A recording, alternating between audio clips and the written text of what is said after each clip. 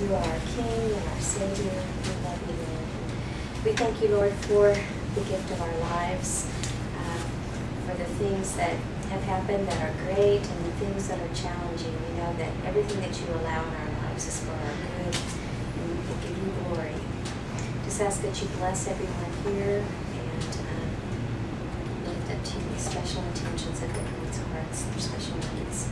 We say all this through the intercession of our blessed Mother. Hail Mary, full of grace, the Lord is with thee. Blessed art thou among women, blessed is the fruit of thy womb, Jesus. Holy Mary, Mother of God, pray for us sinners, now and at the hour of our death. Amen. Well, I just have to say thanks again, Ben, for inviting me. It's a privilege to be here. I was talking to, I didn't even get your name. I was talking to Andrew. I was talking to Andrew. I used to belong to a Theology on Tap group down in Dallas. And I just loved it because, getting together and I'm excited not just because of getting to share a little bit, but I love this kind of group of people. I mean, you guys are thinkers. You have a topic and you talk about it for a little while, ask questions, kind of reflect, maybe pray on it, chew on things, both figuratively and, and spiritually. And, that's what great thinkers have done throughout the centuries. So it's, anyways, it's great to be here for that. Well, what I'm going to talk a little bit about is verbal engineering and quality of life. The quality of life. What does quality of life, what does that really mean, quality of life? And it's a phrase that we've heard and maybe we use, since quality of life. I mean, there's a lot of phrases that we can kind of throw around and people kind of get the gist of what you're, it's raining cats and dogs, or something costs an arm and a leg, or one of my husband's favorites, little sayings, I said, sweetheart, could you do such and such in a minute? Minutes up, it makes him, then he uses his phrase. But we have different phrases. But what about, like, one of my favorites, a phrase, or I've heard is yelled at me, get a life. It kind of means get your act together. I was praying in front of a clinic one time and someone drove by and yelled out, get a life. And I said, I'm trying to save one. But quality of life. Quality of what does quality of life really mean? I mean, if you ask me about the quality of my car, or the quality of my shoes, or the quality of the toothbrush, it could be good or bad, or something, and the bristles are all worn out, I'll throw it out.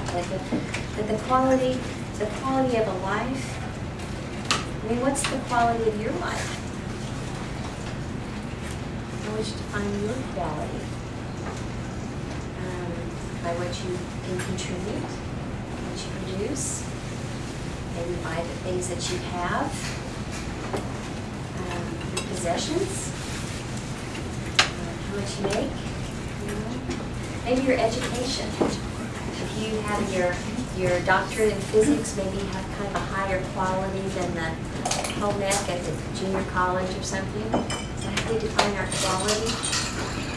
I mean, if we get that promotion, or you get the job, or you get that really bonus. I mean, the feeling of accomplishment, you feel good. But now your higher quality, or if you don't get the job, if you're fired, or you don't get to go out on a date, maybe less quality. And how do we define a quality of life? The founders of our country, our forefathers, they would say that the goodness of life is something that's self-evident. That all men are created equal, and that we are endowed by our Creator with certain inalienable rights, such as a right to life, liberty, and pursuit of happiness.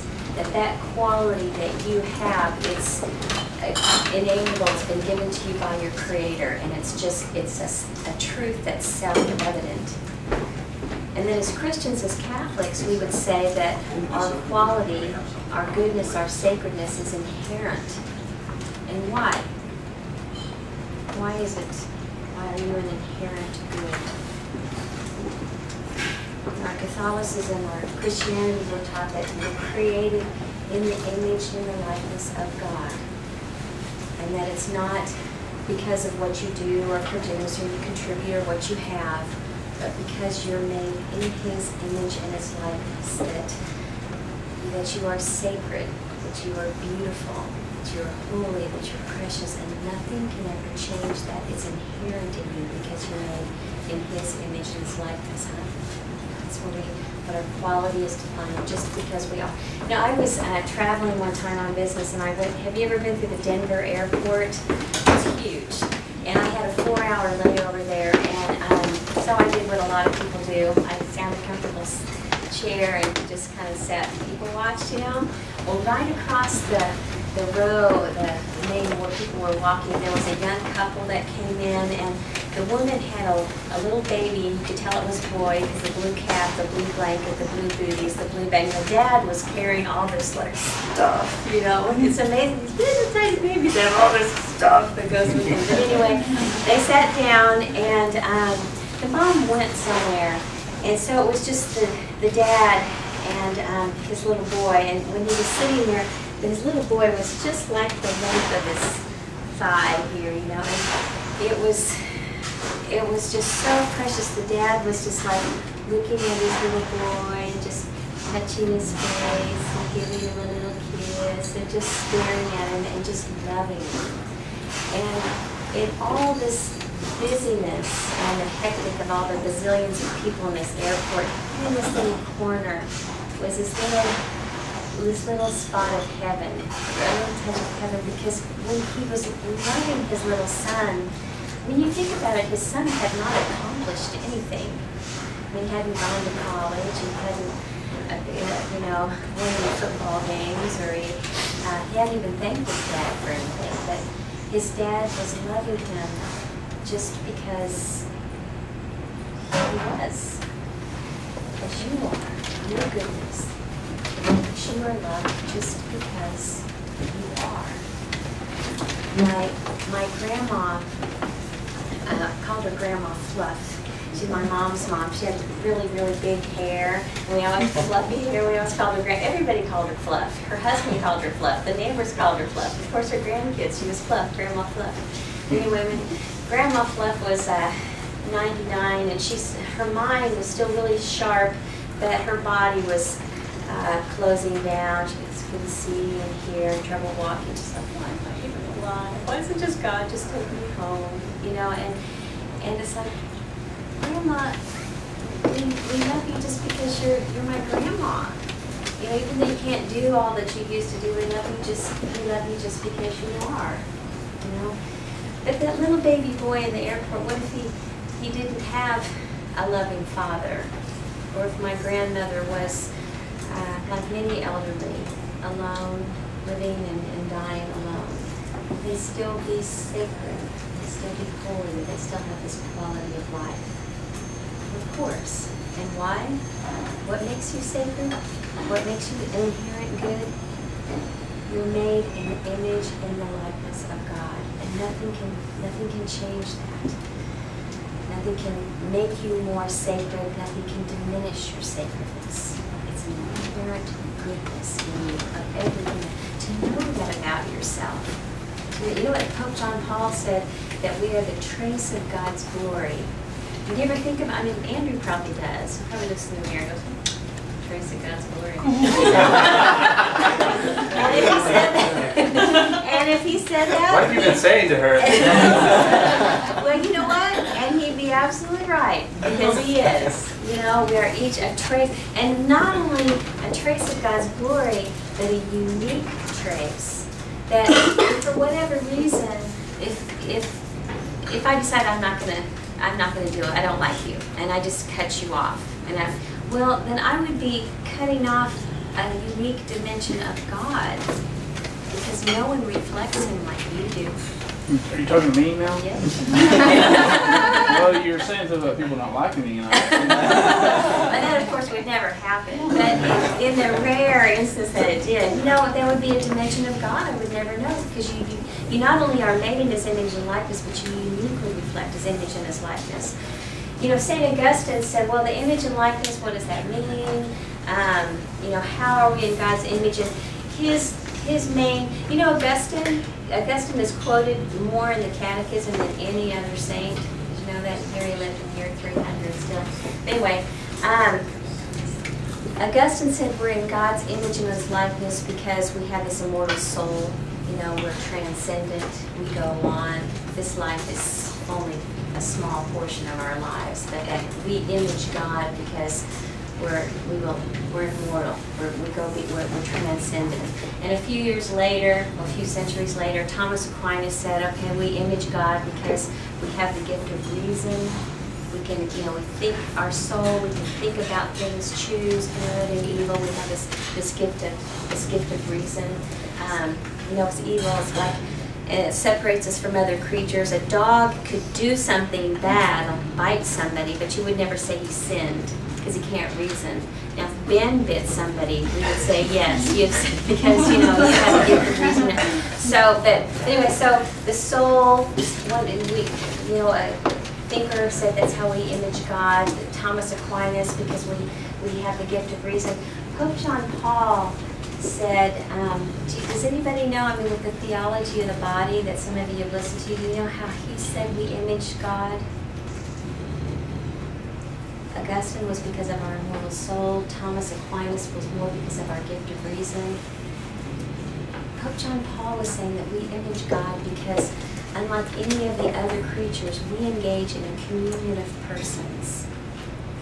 You know, in our relationships with one another. Because if you think we are in the image of God, God is Himself a relationship, right? Father, Son, Holy Spirit. And when we are in communion with one another, in a gift of self to one another, we point to the Trinity. That's how we image God. This is a just a little side thing. He said that the human person is the only creature that was created for its own sake. In other words, we can't, the human creature is the only creature that can't be used. Like if I raise trees and I want to appreciate a tree, that's great, but if I raise a bunch of trees only to cut them down and build a house, that's fine. I can use a tree. I raise a chicken because the only reason I want that chicken, I don't care about the chicken, I just want its eggs. Or I like the drumsticks, you know, that's fine. I can, but I can't have a relationship with you just to use you. Pope John Paul said, because of the communion of persons and our goodness, our dignity, our inherent beauty in our communion with one another, he said that the opposite of love is not really hate. It's not hate, because if no one would hate you, I know, but in the exam, say you hated me, okay, you would still treat me as you would still see me as a person, but to be used, you're a tool. You know, if I use somebody, I'm looking at you only because what can I get out of you? How can you serve me? What's the advantage to me to know you, to use you? You know, it's interesting that the church on the stance on pornography, for example, it's not an evil so much because of the impurity, although that's too, but because of the use of the person. You know, I have a little dog named Sheila. It's a little Winnie dog. She took first place in the Bellevista Winnie dog race, by the way. She has a little trophy. Anyway, we used to live in Dallas, and there was this little dog across the street from us named Mucho. It was kind of part Chihuahua, part something, I don't know what it is, Mucho. Well, anyway, Mucho was always coming over to our yard to try to get a little smoocho with my Sheila. My little Sheila is 100% purebred meter dog, and you know, she's my. But anyway, Mucho was always coming over there. Well, you know, Mucho, he didn't really care about Sheila's feelings. He didn't care about Sheila's family. He didn't care about if Sheila got pregnant. He doesn't care anything about. He just wants to come over and have sex and then leave. you know, and that's okay because he's a dog, you know. But the human beings, you know, we're not to be used, and that the opposite of love is not hate, but it's use. I don't know if you've I don't know if you've ever experienced that or not. I had a very, very good friend. I thought was a really good friend that used me for money. And I mean, it was a couple $1,000s, and which is a lot for me. But once they had the money, they've never paid it back. I've never heard from them. I was wondering why they got back in, you know, we've known each other since college. But anyways, I don't know what it feels like really to be hated. I don't know, maybe I don't know if someone hates me or not, but I know to be used, you know, to that break of the communion of persons, because we have this inherent dignity, inherent goodness, of beauty, of this trace of God's glory, and to uphold this dignity in this communion of persons. Well, I'm kind of getting off the topic a little bit, but the only person that we were created for, really, is we were created for God. And then that kind of goes, according to Pope John Paul, and the communion of persons, but so then that goes right back to Augustine, because Augustine, you know, he had that famous line, says, "You have created me for yourself, O Lord, and my soul is restless until it rests in you." That if you want to get to know God, know yourself. Get to know, you know, that's a big mantra of a lot of the great saints. Know thyself. St. Teresa of Avila, know thyself, know thyself. And in coming to know yourself, you will come to know God. Why? Because you were made in His image, in His likeness. Now, how is all this with the quality of life? When we hear this phrase, quality of life, I think a lot of times when people say quality of life, what they're talking about is maybe the quality of someone's living situation, the quality of their social relationships, the quality of maybe their medicinal care. They're talking about the things that surround the life and maybe what's in it. But it's just a little tiny small step between talking about the things that the quality of the things around someone, or the quality of what's in their life. It's just a little teeny small step before that quality of life begins to define the person themselves. It's what's described as verbal engineering. And I'm just telling you, my precious, precious brothers and sisters, to be very, very careful of this verbal engineering. Verbal engineering always precedes social engineering.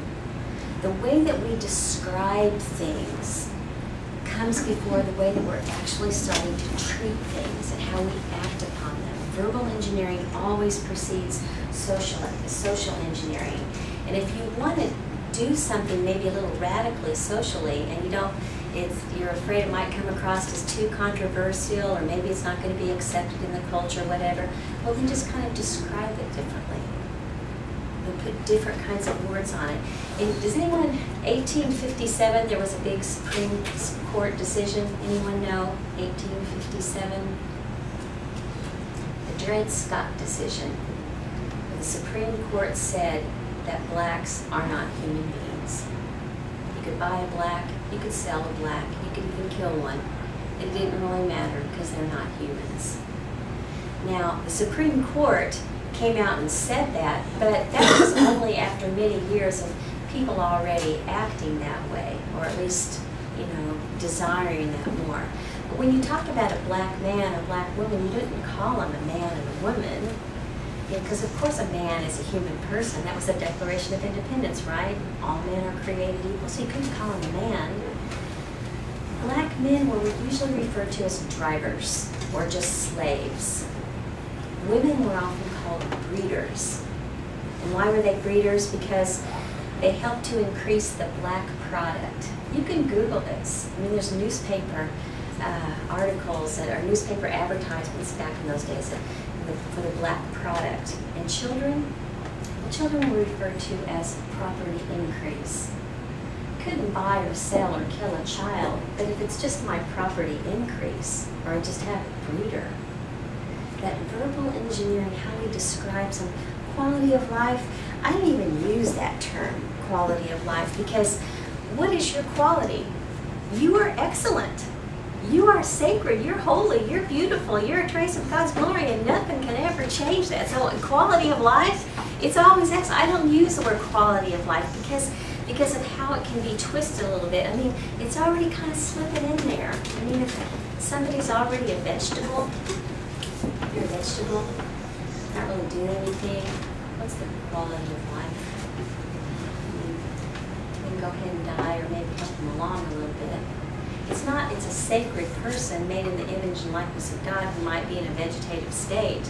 No, it's a vegetable, and they have a low quality of life. You're never going to be a carrot. You won't ever be a tomato. You're never going to be a vegetable. You're a human person. God forbid you're ever in a vegetative state. But the way that we start describing things is the way that we start acting, and then our laws follow it and confirm it. I don't have to tell you guys about all the verbal engineering for our little brothers and sisters in the womb, the blobs and the pieces of tissue. Harrison, the abortionist Harrison, on his website, he would certainly never kill a baby. He didn't even really do abortions. He described it as, I was emptying the uterine content. That's how he described it on his website. Have you ever seen a woman show you her sonogram? Like our friend Juliet Cassell, she's about 4 months along right now. She talks about her sonogram. She ever come to us and say, "Oh, look at the content of my uterus. Oh my gosh, it's my baby." But you could never, no one ever want to kill a baby, but I could empty the content of the uterus.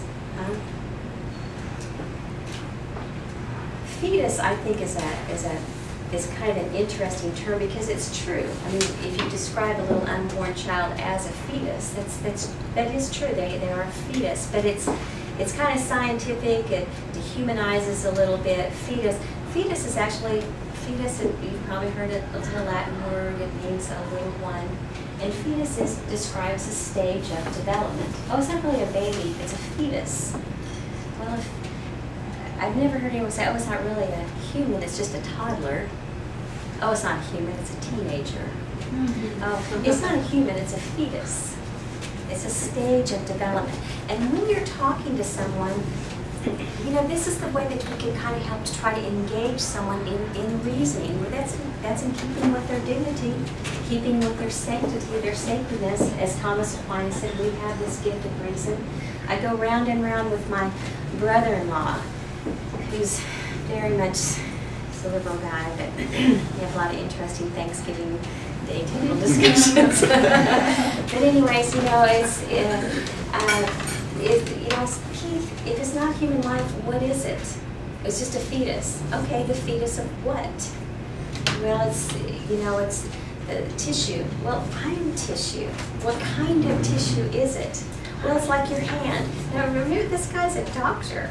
Okay, he's been to medical school, he's a dentist, but it's still a doctor policy. So, but anyways, you know, he says, well, it's like your hand. I said, well, yeah, that's true. I mean, there's epidural cells there. There's also some myocardium cells, and there's some cerebral, the medulla, and there's skeletal. There's all different kinds of cells. Is it alive? Yes. Is it growing? Yes. Okay, so it's got all these different kinds. What kind of DNA? Human. Okay, it's alive and it's human and it's growing. And it's, what would you call that?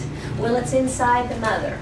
Well, my car is inside my garage, but that doesn't mean it's part of my garage. It's still a separate entity. You know, well, it's dependent on the mother. Okay, well, I could go over to Mercy Hospital right now. There's lots of people that are dependent on respirators and lung machines and heart things and stuff. Does that mean they're less of a person if you're dependent on something?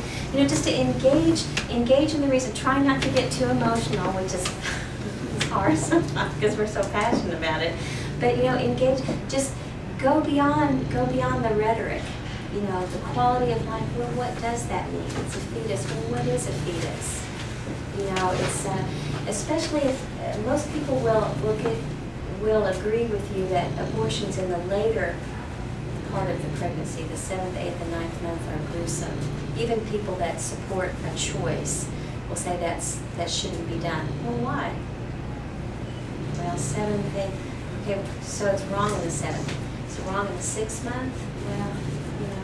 What about the 3rd month? Well, it's okay, 3rd month. Okay, so somehow it changes in the 3rd to 4th. Is that kind of like at the stroke of midnight, the 4th month, now they're human? And what makes that change? Is it the size? So we determine someone that if you're smaller or you're missing a limb, then somehow you're not as much of a human as someone who's bigger and has all their limbs. I mean, how do you define human life? How do you define your quality? What is it that makes you inherently good? And just going back, that is, we can accomplish so much of that through our reason. But I don't ever want to be. He doesn't want to be pro-abortion. He doesn't want to say I support abortion. So I support a woman's right to choose. So it's hard to be against a choice. A choice for what? A choice for abortion. So you support? No, I just think she should have a right to choose. But you don't support it. Well, no, she should. I can't. What if a guy wanted to choose to rape somebody? Oh, well, that's wrong. So okay, so you're anti-rape. But what is it? His choice? Well, it's illegal. Well, so it depends on if the culture describes something as legal or not. I don't know the different. Again, go beyond the semantic, the word, the flippant description, and go underneath it and appeal to the intellect. But as we go on and our science continues to evolve, that's another thing he'll say, oh, well, you're just so religious. Keith, I haven't brought up anything about religion. I'm just talking science here. The fetal development and the myocardium cells. I'm just talking science. It's not a human. What is it? But they go back to the emotion. Well, what if a woman has been raped? Okay, what if she's been raped? So the goodness, that inherent goodness of the human person is dependent on how they were conceived. I myself am adopted. I have no idea the circumstances of my conception. I tell my brother-in-law Keith this. If my biological mother was raped, why should I have had to die because of the wrongdoing of my father? I'm still just as much of a person. The circumstances of the conception do not define a person, but they want to engage into the emotion. But step back to your dignity and your reasoning, and just talk it through. But even faced with the reasoning, faced with the truth, a lot of times we just, I don't want to think about it. I don't want to talk about it. Abortion's it's a nasty word. I don't. In fact, when Ben was saying, I'd come and talk last night, he goes, I'm not sure how many people will still come tonight. There were a lot of people when we had a talk on exorcism, the quality of life. I'm not so sure, because it is a hard topic. It's real. Have you ever heard of a concentration camp called Mauthausen during World War II? It was located in Austria. One of the things that made Mauthausen so different than, like, say, Auschwitz or Dachau is that this concentration camp, Mauthausen, was right close to the little villages of Mauthausen. I mean, they were like 10, 12, the little villages were like 10, 12 miles away from the concentration camp. And this particular labor camp in Austria was a notorious labor. People were sent there basically to die. They worked them to death. 370,000 people there, 10 to 12 miles away from the little village, where all the people in Mauthausen in Austria lived. When the concentration camp first got started, they even shared the same train station. Some of the people in the village, they got on the train to go to work and go to school and go to the grocery store, and other people were getting off the train to go to the concentration camp. don't want to deal with it. It's not true. People that were electrocuted there, people were starved to death. They had 3 crematoriums that were going non-stop, 24 hours a day, 7 days a week. And in the little villages of Madhouse, and I mean, you could see the smoke, you could smell it. And on really windy days, sometimes, you know, the ashes, you could smell clothes. I don't want to think about that. Just want to go to work and take care of my family, and just I don't want to deal with that. Well, on May 6th in 1945, it was the U.S. 11th Armored Division, 3rd U.S. Army, and they're the ones that liberated Madhouse, and they went in there, and of course, you've seen the pictures, the gruesome, the stacks of the bodies, and just the hell that the camp was, and were just dumbfounded that these people who lived just a few miles away totally ignored it. You know, they didn't want to deal with this, totally ignored it. And you know what some of those Army soldiers did? You can look this up on Google. It's just our recent history. You know what they did? They went into Madhouse and these little villages, and at gunpoint forced many of the men, women, and the children to walk through and look at what you chose to ignore, to smell it and to see it. It's just right here. And there's even videos of people walking out, women in their dresses with handkerchiefs over their faces and crying and things, but you know, ignoring it, just not wanting to face it, you know, didn't eliminate the suffering.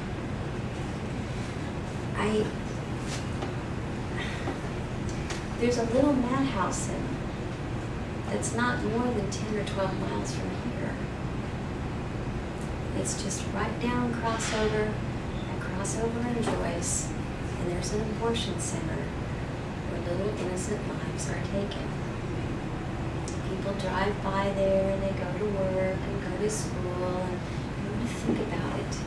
I don't want to hear about abortion. I want to, I just put it out of my mind. But it's going on there every day. In 2009, 360,000 unborn children were killed at Planned Parenthoods across the country. 360,000, and that's just this country, and that's just the Planned Parenthoods. Now, we don't smell it. We don't see the bodies, not at this Planned Parenthood. Although at George Tiller's abortion clinic, you know, the guy that ran the 3rd trimester abortion clinic up in Wichita, Kansas, he did have a little crematorium because none of the hospitals would take the bodies. And when you go out in there and pray, and when he was getting rid of the bodies, you could see the smoke, and I'm like, my God, people see. You know, at this Planned Parenthood down the street, right now, they're destroying the unborn up to 7-8 weeks. And again, it's human life. If it's not a human life, what is it? Created in the image and the likeness of God, sacred and holy and precious and uniquely reflecting Him. They give out at the Planned Parenthood just down the street, Arlene Housing in Fayetteville. They give out, it's called RU486. Does anyone know how the RU486 works? The abortion pill. Sometimes it's called Ella. The first pill is a pill that stops the progesterone in the woman. And the progesterone, or stops the regular flow, and the progesterone is what feeds the baby. The little embryo, little growing fetus is what feeds it. So the first set of pills causes the baby to die. And then the girl comes back a couple days later and gets another set of pills, and that she goes home with, and those force her to go into contractions, and so she delivers the child that's now deceased. So that's how it works. That can be sometimes the abortion pill can be even more traumatic for a woman because she actually sees. In a surgical abortion, like at Harrison's place, maybe she was under, or he got rid of the baby. But this can be all that much more traumatic for a woman. I'm not a real big proponent of holding pictures of aborted babies, although I have done that in front of some clinics, and I have witnessed women turning around, looking at the picture of a mutilated child, and say, I'm not going to do that. I can't do that, and they leave. But it's still hard. It's still hard to show it. But I'll go back to World War II, when there were all these reports about what was going on in concentration camps. It only started to resonate with people when actual pictures of the camps or pictures of the dead bodies people saw, and it struck them. It's hard to talk about this, and I'm glad everybody's finished eating. It's hard to talk about it, but it's the reality of what's going on in our culture. It's the reality of what's happening right now, and you and I will all be held accountable one day, like those people in that house. I was hungry, did you feed me? I was naked, did you clothe me? I was about to be killed in my mother's womb, did you do anything to defend me? We will all be held responsible, and that's just the Planned Parenthood here in Fayetteville is just up to a couple of months. Has anyone heard what's happened recently in Philadelphia with Kermit Goslin? Anybody heard about that or not? Kermit Goslin, an abortionist up there, all he did was a third trimester abortions. But, and there were so many complaints to the Department of Health in Pennsylvania because of women that were injured there, or women that were leaving there more sick than when they went there. And anyways, the place closed finally, not because it was a filthy third trimester abortion center, but it finally closed because the police had heard that there were some drug dealings or something going on there, and so they went to go check out the drug dealings. And when the police walked in, there were stacks of baby bodies on shelves and refrigerators and in jars. There were jars of little babies' feet for no reason, but just a sick individual. And this is going on in our country. Under a right to choose, because of a quality of life that may or may not be determined as worth living. This is a book written by, and it's not for the faint of heart, but this was put together by a guy named Mark Crutcher from Life Dynamics, and he's done a tremendous amount of research of what's going on in the abortion clinics. And I have one of these for each one of you. Life Dynamics sent it to Bella Vista, Arizona, instead of Bella Vista, Arkansas. So I was supposed to get that, but I've got 2 books to give to right. But where it got the name Line 5 is that this particular abortionist, he didn't want to keep records of the actual names of the women that he was treating. Can you imagine a doctor not wanting to keep the names of his patients? And so he gave them names of fruit. There was each day there was an orange, there was bananas, there were limes, and the number came from the number of abortion that day. So this was girl number lime. This was girl lime, and it was the 5th abortion that day, line 5. That's how this got its name. But I say this not to depress you and things, but sometimes it's easy to forget what's going on. And I'm very involved in pro-life, but sometimes I get caught up in the emotion or getting more people to come out, or the crisis pregnancy center, and sometimes we forget about what the reality of abortion is. A few years ago, in fact it was August of 2002, President Bush had to sign into law a Born Alive Infant Protection Act, if you can believe that or not. A Born Alive Infant Protection. because there were so many abortion clinics where the abortion was going wrong. In other words, the baby lived, and so now what are you going to do with the baby? And they were just kind of setting the baby aside and just letting the baby die. Well, nurses and some of the volunteers and clinic workers, they were seeing this, and it was happening throughout the country. And finally, it had to go up through Congress. A law had to be passed saying, Baby Born Alive Infant Protection Act, that if that baby is born alive, you have to protect it. Can you imagine we had to pass a law to do that?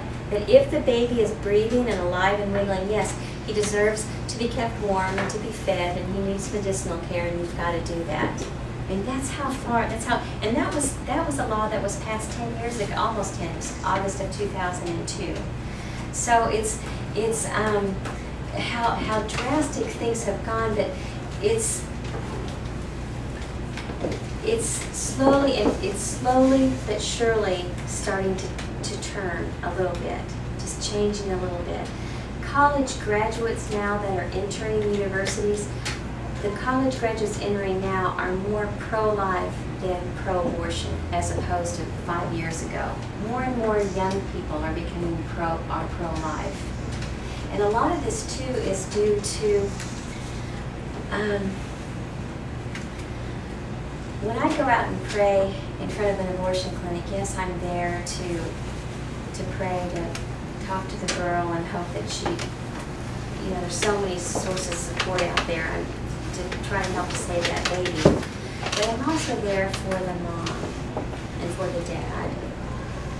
Anybody who's counseled or prayed in front of clinics for any length of time has come across this in the sense of a woman or a man coming back to the clinic sometimes years later because this was the place where they had their abortion.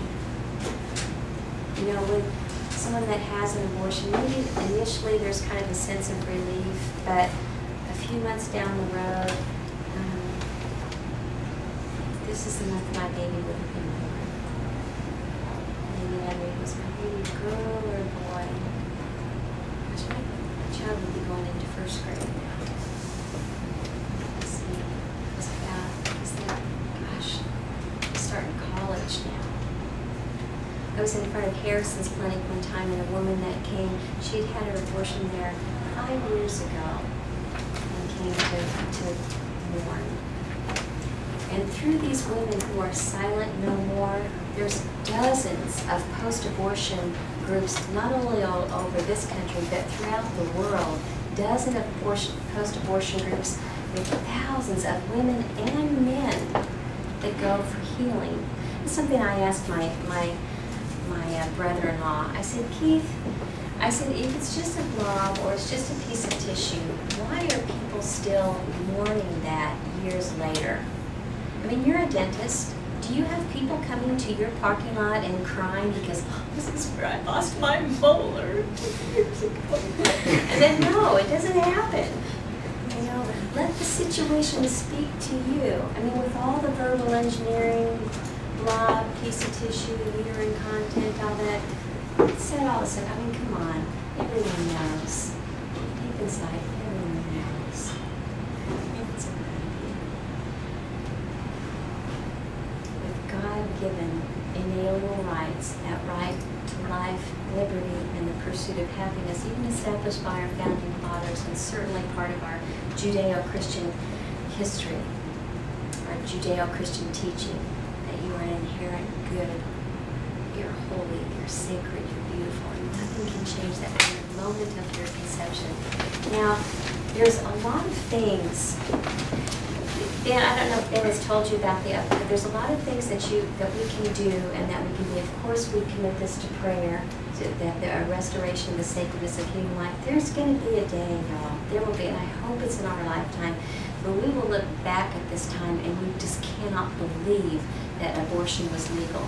Just like when we look back on in 1847, it's hard to believe that our Supreme Court said that blacks were not human. It's incredible to us now.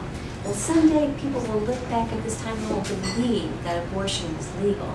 you know, what we can help to bring about the change. There's a couple, I want to share just a couple things here of what, some things you can do in addition to prayer, in addition to the logical, just talking with people in a very reasonable, you know, engaging their sense of logic with science and just basic reasoning. Every spring and every fall, there's a 40 Days for Life campaign. Have you guys heard of 40 Days for Life? Ben's talked about that. It's a very peaceful, prayerful presence in front of a local abortion clinic. People pray the rosary. Protestants come to read their scriptures, whatever. I will say though, it's mostly Catholic, but you know, we try to get as many denominations, because it's not a Catholic issue, you know, but to come and to give witness to the sanctity of life. That starts, the next 40 Days for Life starts on Ash Wednesday, February 22nd, and will go until Palm Sunday, which is April 1st. Since the 40 Days for Life started, there have been 23 different abortion centers that have closed.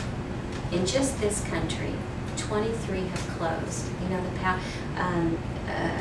clinic workers convert, abortionists get sick of the publicity, landlords decide not to renew leases. I mean, there's all different kinds of reasons, but we know it's the hand of God and how He responds to prayer. So that's one thing.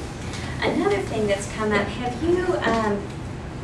Have you recently heard about this health care plan that our president put, that was the affordable amendment for affordable health care? It's mostly called Obamacare. But anyways, part of Obamacare now has mandated that all hospitals and schools and anything that serves people with either birth control or sterilization or abortifacients, they must be distributed, and there is no conscience clause. So even if it's a Catholic hospital or a Catholic clinic, they're supposed to be giving out birth control and offer sterilization. You've heard of it? It's St. Vincent. I don't know, did you see in the bulletin, our bishop in Little Rock had a very strong letter saying we will not abide by this, and that, Catherine Sabellis, who's the head of the Department of Human Services, under Obama, so she's the one that's mandating. She says we cannot, we will not follow this, and our government right now is forcing us to put aside the freedom of religion. It's forcing us to choose between following our conscience or serving our brothers and sisters. It's an insult to the Catholic faith to say that we don't care about women's health care. And this reason why they're mandating contraceptives is because they're saying it's preventative medicine. Preventing what? A baby. A baby is not an illness. That's something that's kind of a little step away too from contraception, oral contraceptives. It's kind of a little side thing here, but they work not like the RU486, but just a few steps away from it. A woman that takes an oral contraceptive, it's going to work in her body every month one of three ways. Either she won't ovulate, or there'll be extra mucus or whatever, so the little spermies can't get in there, so that will keep, or it thins her uterus lining so that a fertilized egg, the embryo, can't implant, so she expels it. So every month that a woman that is on oral contraceptives, she never knows why she's not pregnant. Was it because she didn't ovulate, or was it because a fertilized little embryo couldn't implant? You never know. And they're called abortifacients. Oral contraceptives could be, and that's why the Catholic hospital and Catholic doctors cannot and should not prescribe those. But Obamacare is mandating that this be done. Yeah. Isn't that like Constitution of Church and State? Like, how is this possible? Yes. I know all of this. Yeah, I don't get it. exactly. They say that the church can't impose our belief systems on the state, but the state is imposing theirs now on the church. Well, I brought a copy of this for you, and I'll give you a copy. But you know, our bishops are usually, you know, they're just the princes of diplomacy, and they don't give our knee-jerk reactions to anything. But I tell you what, our own Bishop Taylor came out very strong. But there's a bishop up in, let me see, Bishop David Zubik, and he's in Pittsburgh, and he's got a he wrote an article in his diocese, in his diocesan newsletter, and it's entitled, "To Hell with You." Initially, you've been saying "to hell with you" to everybody. But he's saying this, okay, the Patient Protection Affordable Care Act, you know, it's mandating these contraceptives. They say there's a little religious, you know, they do give a conscious, they give a little bit of a leeway. Oh, well, if you're a Catholic organization and everybody in your organization is Catholic, okay, and everybody that you serve is Catholic, and that your main purpose of service is Catholic, then you can be exempt. Well, how many hospitals only have Catholic employees and only serve Catholic patients? I mean, Bishop Zubik says that, you know, the definition is so narrow that Jesus himself can't even get through with this. It's so narrow. And I made a copy of this. But he goes on to say, you know, we couldn't be insulted anymore, suggesting that the Catholicism doesn't care about health care. And he says, you know, when this first came out, we wrote letters. We pleaded that this not go into effect, that this was unconstitutional, it goes against our First Amendment right of freedom of religion. But Kathleen Sabella says, and this is where he says, "To hell with you." Kathleen Sabella and through her Obama administration have said, "To hell with you" to the Catholic faithful. That Kathleen Sabella says, "To hell with your religious beliefs, to hell with your religious liberty, to hell with your freedom of conscience." And really, that's what's been inflicted on us. So I say another thing, and I brought some copies here. Bishop Zubik in his "To Hell With You" article, he even gave us a little letter that we can use to send to congressmen and to senators and to Kathleen Sabella and our beloved president himself, you know. So, and we do, as frustrated as I get, the abortionist Harrison, is he sacred, is he holy? Is he loved by God? Is Barack Obama sacred, holy, and loved by God? Yes. Yes. Nothing can change the sacredness, the dignity, the beauty, the inherent goodness of the quality of who you are as a human person. Nothing can change that. It's pretty cool that I got to talk today. This is one of my favorite feast days. For any of you that got to go to Mass today, today is the feast day of the presentation. And the little baby Jesus was brought to the temple, and there was Simeon and Anna. And Simeon, tradition says he's an older guy. And Scripture itself even says that Anna was 83. So that's old in today's standards and even older, you know, back then. I think it's a great testimony to God's plan for your life. You know, does God have a, you know how God has, you know that God has a plan for your life? Do you know how you know that? Because you're alive. I mean, He's got, you know, and sometimes the elderly, they get, I'm 83, what can I do? I'm getting so older. But if you're alive, He's got a plan. He's got a plan. And look at them as two old people. I think it's such a beautiful testimony to the dignity at all stages of life. But anyway, so there's Mary and Joseph, and they're bringing the little baby Jesus, and here this 83-year-old woman, Anne, she gets to be one of the first evangelists, you know. And Simeon says, "Oh, you can take your servant now and go in peace. I have seen the Messiah." And prompted by the Holy Spirit, he said that. Prompted by the Holy Spirit, he saw that this baby was the Messiah. When back then, with the Jews, when they looked for the Messiah, they thought he was going to be this great messianic king descending from the sky in power and liberate them from the Romans. But yet Simeon, prompted by the Holy Spirit, saw it in the little, weak, vulnerable, tender little baby. It's So on this feast day of the presentation, you know, we're all called to see the presence of God in all human life, in the elderly, in those that maybe we disagree with, and yes, most especially in the little, the weak, the vulnerable. The quality of human life, what is your quality? You are always excellent. So does anybody have any questions about anything that I said? I feel like I'm a little preaching to the choir a little bit. I know you're, so, yes? You mentioned how there's a worship clinic by Crossover and Joyce. Well, I live right there, so I'd like to know where that is. There's a little strip mall there. It's on the southwest corner. What else is in it? Yeah. There's an Edward Jones. Southwest. Yeah. There's an Edward Jones investment thing, and then there's some kind of little artsy-fartsy place. And then there's apartments that are right above it. Can you imagine? Some of the people that were living there, we know of one person that moved out of the apartment when she found out that the Planned Parenthood moved there. Can you imagine, you know, living in your apartment and there's an abortion clinic right below you? You know, so that's allowed to go right in front of these Yes. places. They can't stop. no, you How stand close on. can you get to them? There's public, all the grassy area, all in front of it is all public property, and we can stand out there. For a while there, they were turning their sprinklers on us for a while.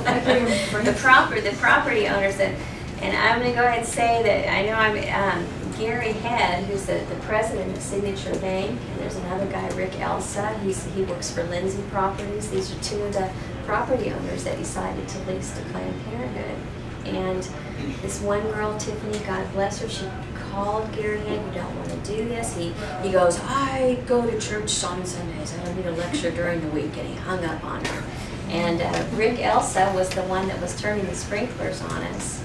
You know, they were bad for their business, you know, us being there. But in answer to your question, anybody can. They haven't turned the sprinklers on us for quite a on the while. news one time, I think, you I turn the was- sprinklers on. Well, you know what though? I think though sometimes, you know, there's people that have had, you know, the founder of our religion got nailed to a cross because he would stand up for truth. So getting a little sprinkled on. I mean, we got it easy, you know. But yeah, and I'm sure Ben, you'll probably have some sign-ups later, or you know, some more information on maps on it, things. But yeah, we went down to the city of Fayetteville. We got a plat and got, you know, all the lines exactly. Because at first they said we couldn't be on the grass, but come back with our map and say, no, this is public property. We can stand here, you know. So, anyways, but just I'm not talking. I'm talking too. I'll say. So you got to pray aloud, or you just Yeah. stop the people from going in and Yeah, talk to them? I mean, if they'll talk with you, you know, we have little handouts of all. Loving Choices is an awesome place here in Fayetteville that will provide girls everything from, you know, free medical assistance to a place to live, mostly just a lot of emotional support to help. So we have referrals for girls so they can go another place. You know, for every baby that's placed for adoption in our country, for every one baby that's placed for adoption, there are 25 couples that want it. That's how great the need is. And it doesn't matter if the baby has Down syndrome or the baby isn't their race, or, I mean, couples are hungry for, you know, they're so want children. I wanted to adopt one. Yeah, well, it's, there's definitely so many babies have been aborted, it's like in Europe, and that their population is really tilted now in the elderly. And in France, it's gotten so bad that the government will pay a woman $2,000 to have a baby. Whether she's married or she's single, will pay her. You know, and some people say, oh, we have to have abortion population control. And it's like, the population rate, like in Austria, I was talking about Austria, is -4 right now. It's -2 in Italy.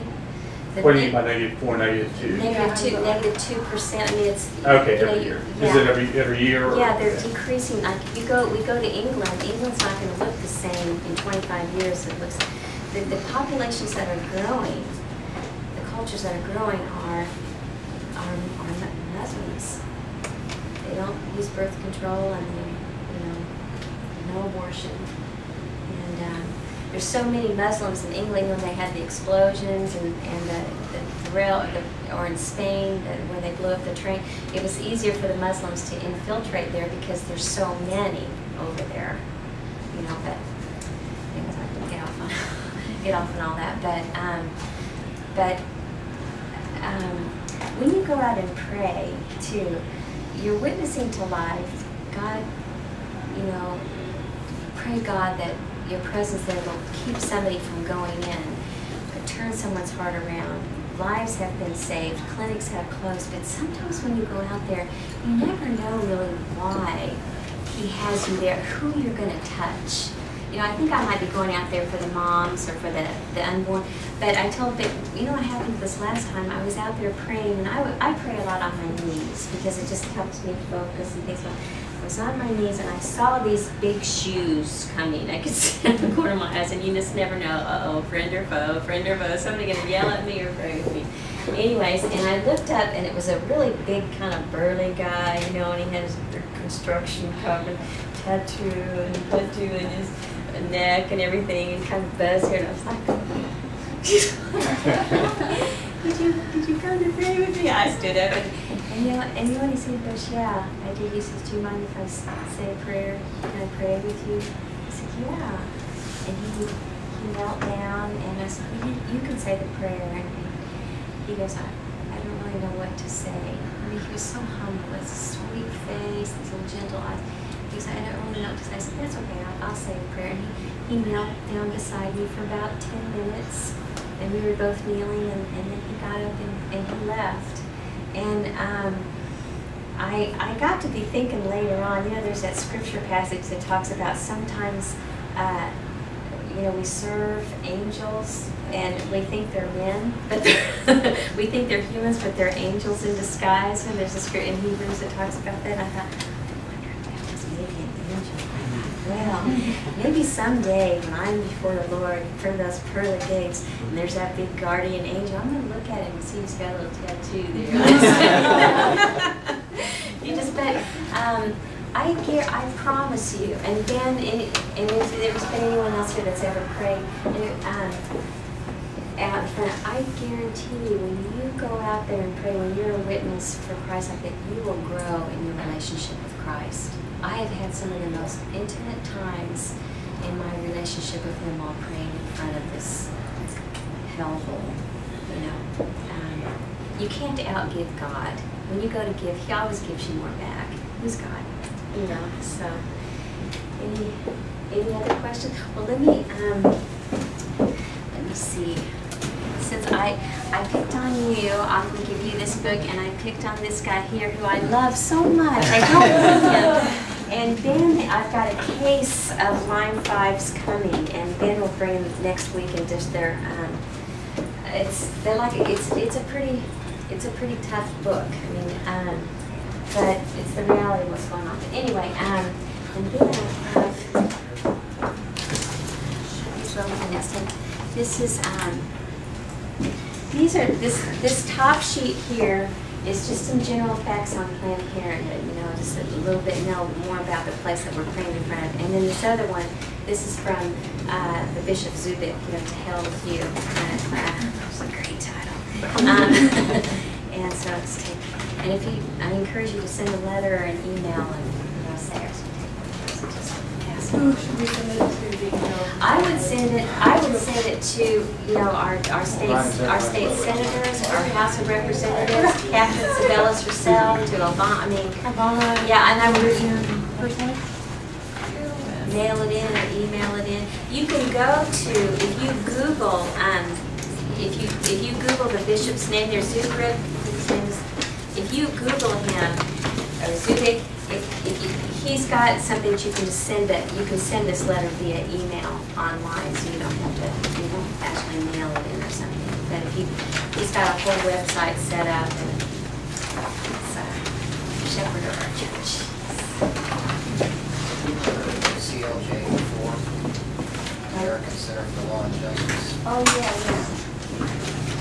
Yeah, they're a charitable organization. They take a lot of cases like that involving abortions. They have petitions you can sign to repeal Obamacare, or when they had the incident in New York when they were trying to pass a law preventing the pro-life clinics from advertising. The Center for Law and Justice, I know, and they provide a lot of their services out pro bono too. But they have a lot of petitions you can sign online. All right, well, thank you very much. Thank you.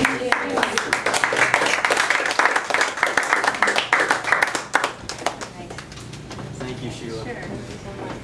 And if any of you are interested in getting more involved, I have a little piece of paper here where you can register to get on the 40 Days for Life email list.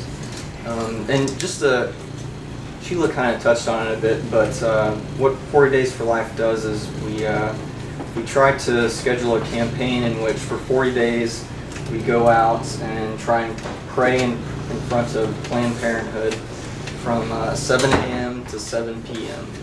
So we try and schedule people to usually take like 1 hour a week, like 5 p.m. to 6 p.m. on Tuesdays, to go out there and pray. And we try to fill all of those hours during the 40 days, and just pray for the issue there, because we believe in the power of prayer and what it can do. Like Sheila said, there have been 23 abortion facilities who have closed down, one of which was in Fayetteville, which is just, we're very blessed to have that. And, Here, right? Mhm. I prayed at that one. That's why. and there have also been, nationally, I believe, over 5,000 lives saved from 40 Days for Life campaigns. And again, one of those lives was here in Fayetteville. A beautiful baby girl was born, I think, under a year ago. Her name is Mulaney. And it was because a prayer volunteer was out there. And it was because of her witness that the baby was saved. So if any of you are interested in this, I'll pass this 40 Days for Life sign-up sheet down.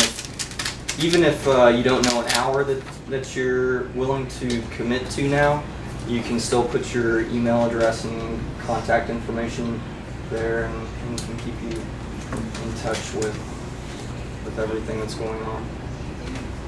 It's all over the world too. Yes. They have these 40 days. I mean, when I say February 22nd to April 1st, it's going on. The last campaign was in October to the beginning of November, and there were like 200 and some cities here in the United States, and there were in England, in Australia, in Argentina, in Ireland. There's like at least 8 countries. Yeah, there was just all, and it's the same. So it's going on. And you know where it got started was a few college students at A&M, less than, 7, 8 years ago, I mean, recently, and it just, one of those Holy Spirit things, it just took off. I think it was started in 2005, and now there have been over 500,000 participants in 40 Days for Life, so it's really amazing how much it's picked up, and it really takes a very peaceful approach to it and a very loving approach. We don't allow any signs of aborted fetuses. We make all of our members sign a statement of peace, saying that you will be peaceful and just reach out with love and not hate to everyone involved, including the abortion facility workers. So it's. Has anyone ever got violent back to those people that are doing it? Like you guys, like the 40 Days for Life people, have they got hurt or attacked doing it? No, not that I know of. I haven't heard it. You'll usually get a lot of fingers and People yelling at you. Yeah. some choice words. Yeah. But But wouldn't you say the majority of people that give gestures are positive yes, gestures? yes. You know, I'd say 3 or 4 to 1 at Mhm. least. I mean, there's people that flip you off, but that's okay.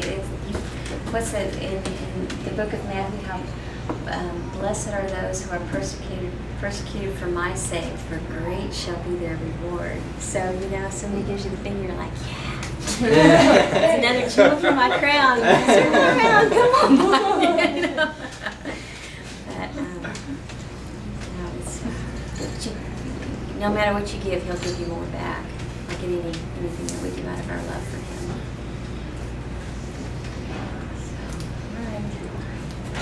Thanks again, Sheila. Oh, sure.